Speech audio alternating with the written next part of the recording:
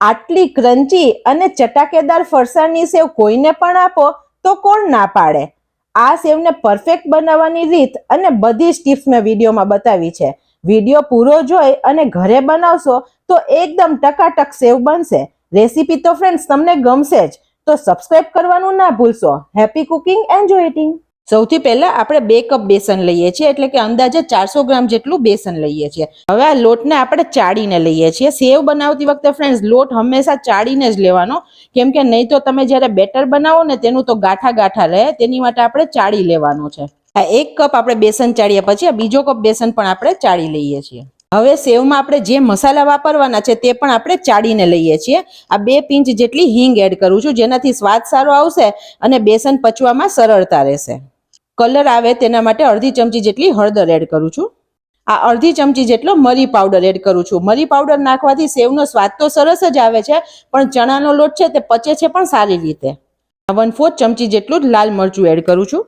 જો તમારે વધારે તીખી સેવ બનાવવી હોય તો તમારે મરચાંનું પ્રમાણ વધારે રાખવાનું। પોણી ચમચી જેટલું મીઠું એડ કરું છું। મીઠું તમે તમારા સ્વાદ પ્રમાણે ફ્રેન્ડ્સ લઈ શકો છો। ફ્રેન્ડ્સ, આ બધા મસાલા આપણે ચાળીને એટલા માટે લીધા કે આ તમે જોઈ શકો છો ચાળ્યા પછી જે મોટા કણ હતા તે બધા અલગ થઈ ગયા છે। જો આ મોટા કણ આપણે લોટમાં આવે ને તો જ્યારે સેવ પાડીએ ને ત્યારે તેની જાળીમાં તે ફસાઈ જાય અને સેવ સરખી ના પડે। હવે તમને એક સિક્રેટ ટીપ કહું, જેનાથી તમારી સેવ એકદમ ક્રિસ્પી અને ટેસ્ટમાં બેસ્ટ બનશે। આપણે તેની અંદર આ ગરમ તેલનું મોણ નાખીએ છીએ। આપણે જે તેલ ઉમેરીએ છીએ તે ગરમ ઉમેરીએ છીએ। અત્યારે મેં 1/2 ચમચા જેટલું તેલ એડ કર્યું છે। હવે આપણું આ તેલ ગરમ છે, આપણે તરત હાથેથી તેને મિક્સ નહીં કરવાનું, આવી રીતે પહેલા આપણે તેને ચમચાથી મિક્સ કરીએ। ફ્રેન્ડ્સ, આવું કરવાથી તમારી સેવ એકદમ મસ્ત બનશે હંમેશા। હવે આ તેલને આપણે લોટમાં હાથેથી સરખી રીતે મિક્સ કરી દેવાનું છે। ફ્રેન્ડ્સ, સેવ તો દરેકનું ફેવરિટ ફરસાણ છે અને બધાના ઘરમાં ખૂબ જ ભાવે છે। ફ્રેન્ડ્સ, તમે જોઈ શકો છો કે આપણા લોટમાં સરસ તેલ મિક્સ થઈ ગયું છે। હવે આપણે જરૂર પ્રમાણે પાણી નાખતા જઈને લોટ બાંધશું। આનો લોટ છે ફ્રેન્ડ્સ તે ઢીલો નથી હોતો અને કઠણ પણ વધારે નથી હોતો, તેથી આપણે ધ્યાન રાખીને લોટ બાંધીશું। મેં 1 કપ પાણી લીધું છે। લાસ્ટમાં હું તમને કહું કે મેં કેટલું પાણી વાપર્યું।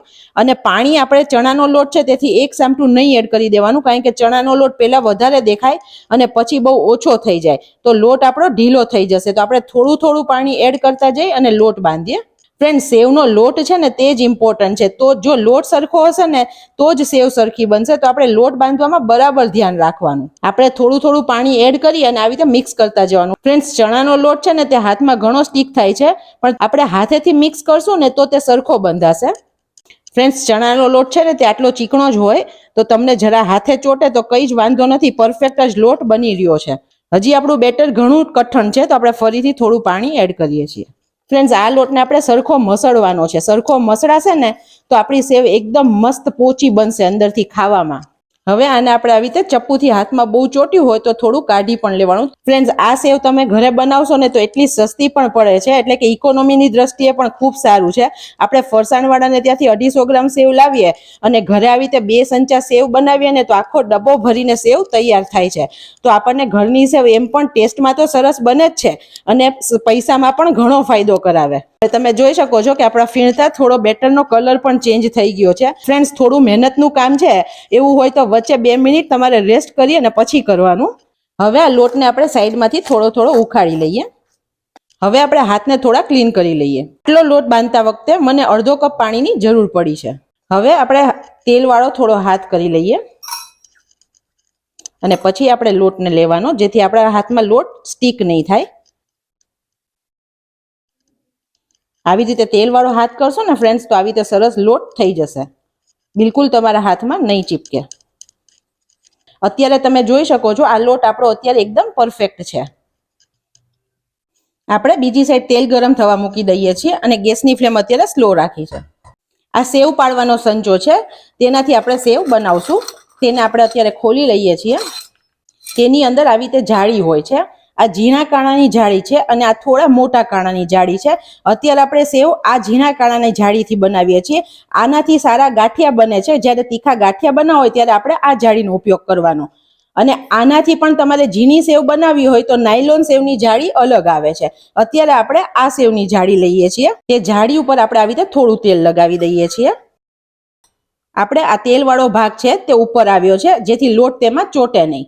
અને આ સંચો છે તેને પણ આપણે તેલથી સાઈડથી આવી રીતે તેલ લગાવીને ગ્રીસ કરી દઈએ છીએ, જેથી લોટ બિલકુલ તેમાં ચીપકે નહીં.